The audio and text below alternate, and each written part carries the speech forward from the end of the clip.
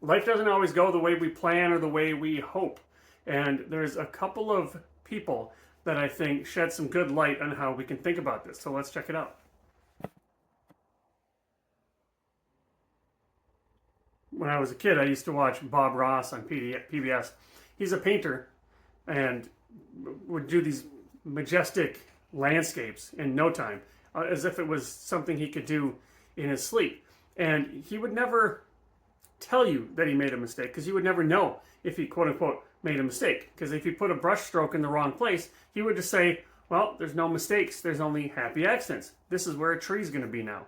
Or we're going to put a cloud there now. So Bob Ross had it right. There's no mistakes, there's only happy accidents. Whatever happens on the canvas, if it doesn't go the way you want, you can turn it into something else, no problem.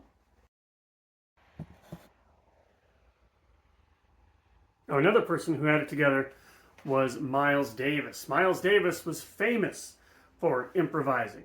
In fact, Herbie Hancock, legendary pianist, would tell a story about being on tour with Miles Davis, when Herbie hit the wrong note. He played the wrong chord. Everything was screwed up, in his words. And instead of judging it, Miles took that and made it sound like that's what they tried to do. So when you play a wrong note, he says, it's not a wrong note. There are no wrong notes. If you play a note that you didn't intend, it's the next note that determines if it's right or wrong. So whatever happens, happens.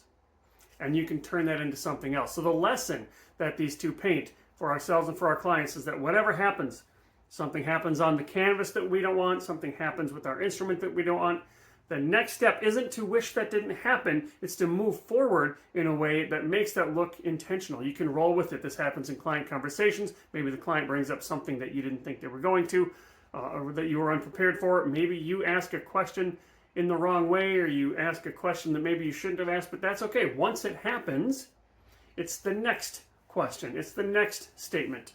It's the next thing you do that determines if that's right or wrong.